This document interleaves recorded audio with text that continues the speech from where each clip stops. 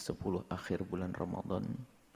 10 akhir bulan Ramadan adalah hari dan malam yang dirindukan oleh para perindu-perindu kemuliaan. Imamnya perindu kemuliaan adalah Rasulullah. Idza dakhala al-ashra, kalau Nabi sudah masuk 10 akhir bulan Ramadan, yashuddu mi'zarahu, menyincingkan lengan bajunya, maksudnya lebih giat lagi. Kalau masalah giat, semangat, Nabi selalu semangat dalam ibadah. Akan tapi terlihat volumenya dinaikkan lagi.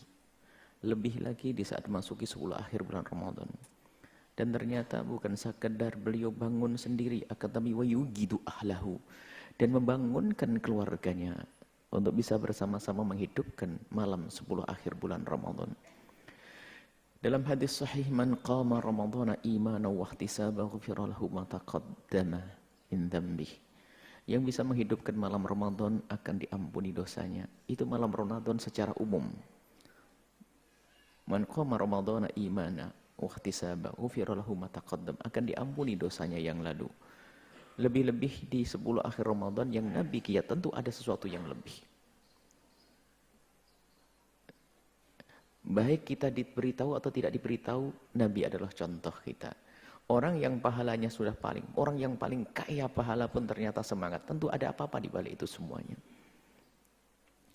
Mungkin kalau kita urusan dunia, kalau ada orang bos besar yang dia jago bisnis, ternyata membidik sebuah tempat. Penting di balik itu ada sesuatu, menginginkan sebuah tempat. Tentu di balik itu ada sesuatu yang dia sudah banyak uang. Pasti ada urusan bisnis yang besar, itu bisnis dunia. Dan Nabi adalah orang yang paling rindu pahala. Paling rindu pahala. Pahalanya paling banyak, pangkatnya paling tinggi, surganya tertinggi. Tapi pun demikian, baginda Nabi di saat memasuki 10 akhir bulan Ramadan, beliau lebih giat lagi. Inna Nabi disebutkan dalam hadis, Inna Nabi SAW, bahwasanya baginda Nabi itu, Inna Rasulullah kana ya'takifu. Bahwasanya Sayyidina Nabi itu ya'takifu, beriktikaf fil ashr, ya'takiful ashrul awakhirah, 10 akhir Ramadan. Fi Ramadan. Ashr awakhirah min Ramadan, 10 akhir Ramadan beriktikaf. Tsumma takafa, kemudian beriktikaf juga azwajuhu, istri-istri beliau min ba'dihi.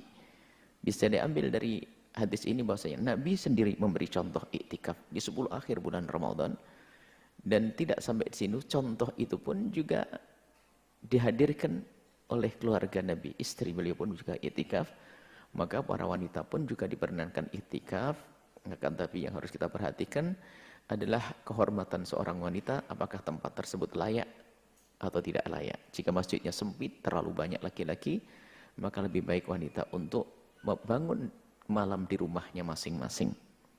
Atau memang ada sebuah masjid yang dikhususkan untuk wanita, atau masjid besar sehingga di saat harus dibagi antara pria dan wanita bisa terhormat, boleh datang ke tempat tersebut. Tentunya dengan keberangkatan yang terhormat. Bukan di malam hari jalan sendiri, tidak ada yang menemani, tidak terhormat, jangan. Artinya wanita pun boleh beriktikaf. Kemudian hukum iktikaf adalah sunnah yang sangat dikukuhkan. Dan cara iktikaf di dalam mazhab kita Imam Syafi'i sangat mudah. Ada mazhab lain yang harus dengan puasa dan sehari semalam utuh. Tapi dalam mazhab Syafi'i tidak. Lahdoh, biarpun sebentar kita duduk niat iktikaf sudah mendapatkan pahala iktikaf. 1 jam, 2 jam, 3 jam pahala iktikaf. Kita mendapatkan pahala iktikaf. Sehingga bagi siapapun yang duduk di masjid jangan lupa niat iktikaf agar double duduk kita menjadi pahala. Duduk itu enggak ada pahalanya, duduk biasa. Kecuali duduk untuk ngaji, untuk belajar, tapi duduk diem tok kalau sudah di masjid, tapi kalau niat iktikaf menjadi ibadah. Baik, ini adalah maka dari itu mari kita bersemangat di 10 akhir bulan Ramadan. Dan jangan seperti sebagian orang hanya sibuk di tanggal ganjil saja, itu salah memahami. Nabi itu 10 akhir dihidupkan semuanya, tapi kalau sudah ketemu hari ganjil volumenya naik lagi, tambah. Seperti para kekasih-kekasih Allah, ulama-ulama yang kita ketemukan. Kita waktu berada di Hadramut sana lihat. Mereka setiap malam 10 akhir Ramadan tuh betul-betul kayak hari raya. Ibadahnya luar biasa.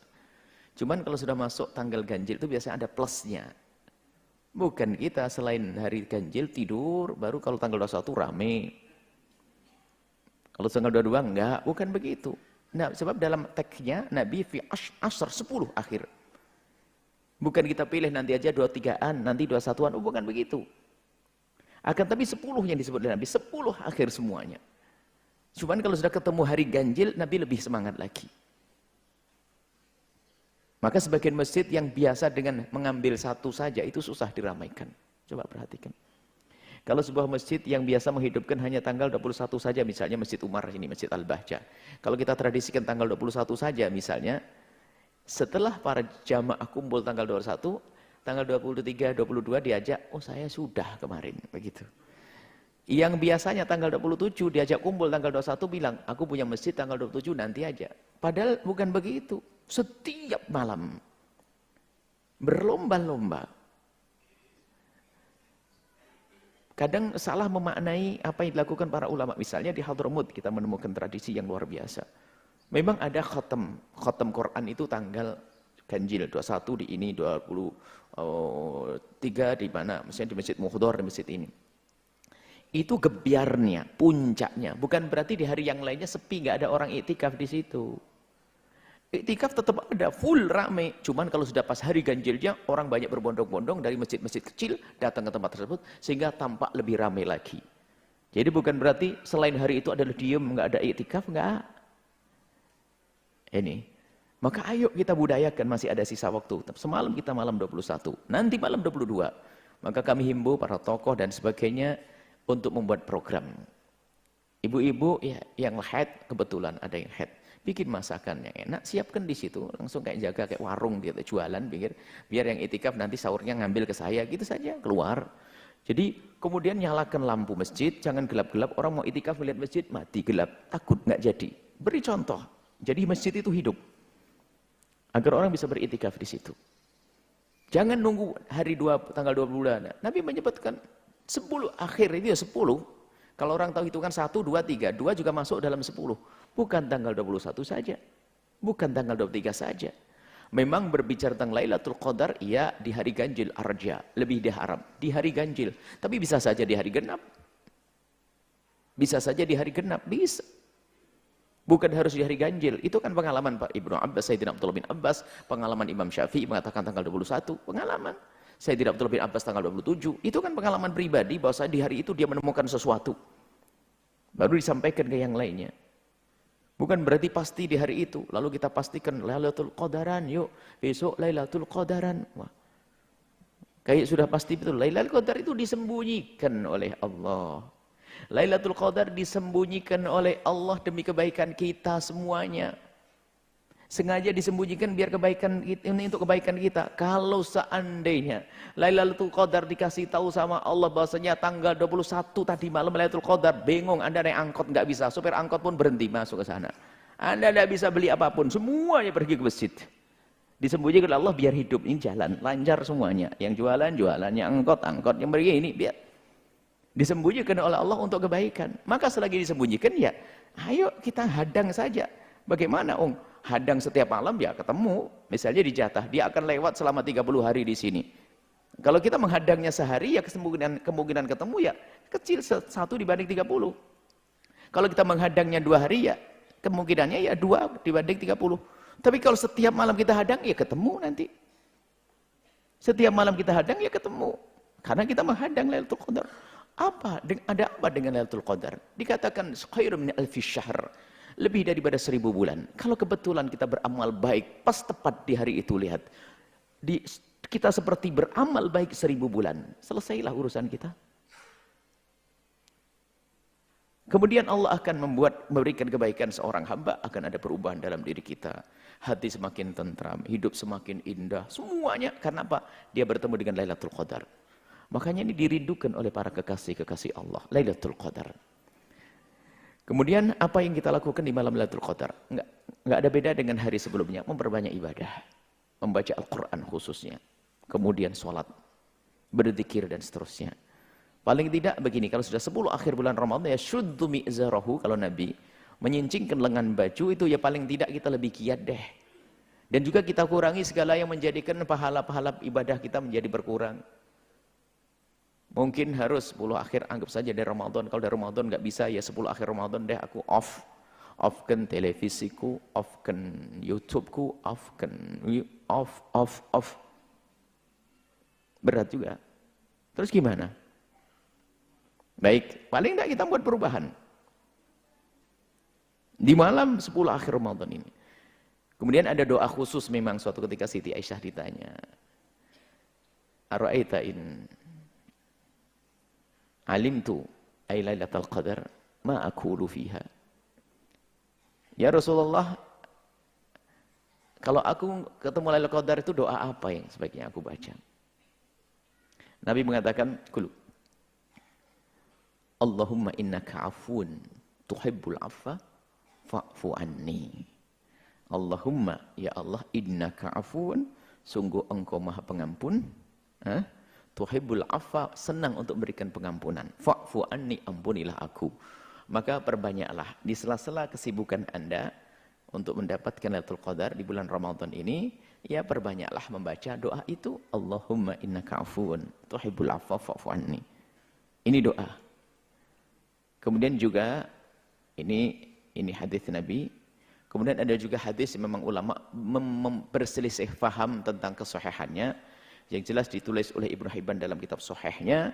Kemudian juga ulama seperti itu ada permasalahan, ada salah satu perawi Ali bin Zaid ibn Ja'ad al-Basri, salah satu perawi yang dikatakan dia diduga bahwasanya dia lemah sehingga hadisnya tidak terima. Ternyata orang ini, Ali bin Zaid ini dianggap, ternyata oleh ulama hadis yang lain dianggap sebagai orang yang kuat, bisa dipakai. Artinya ada satu hadis yang ulama berbeda tentang kesahihannya. Ibnu Hibban mengatakan hadis ini sahih. Di situ disebutkan bahwasanya hadis panjang, hadis Salman Al-Farisi. Di antaranya bunyinya, istakthiru min arba'i khisalin. Berbanyaklah engkau dengan 4 hal. 6. Khoslatani, 2 hal. Khoslatani turduna bihima rabbakum. Dengan 2 hal itu, 4 hal. 2 hal, dengan 2 hal kau akan menjadikan Tuhanmu ridho. Allah akan ridho kepada kita. Allah, indah. Apa itu? Wa khoslatani, dan 2 hal, la hina lakum anhuma. 2 hal yang kau sangat memerlukannya, mau tidak mau. Ammal khoslatani latani turduna bihima rabbakum. Adapun 2 hal yang menjadikan Tuhanmu itu ridha adalah fasyahadatu alla ilallah, bersyahadat bahwa tidak ada Tuhan selain Allah. Wa tastaghfirunahu, dan engkau mohon ampun kepada Allah. Syahadat dan istighfar. Syahadat dan istighfar. Wa ammal khoslatani, adapun 2 hal, allatani, yang keduanya, la ghina lakum anhuma, yang kau sangat memerlukannya, membutuhkannya, adalah tas'alunallahal jannata, engkau minta kepada Allah surga, wa ta'uduna bihi an-nara, dan engkau minta perlindungan dari api neraka. Syahadat sama istighfar, minta surga dan dijauhkan dari neraka.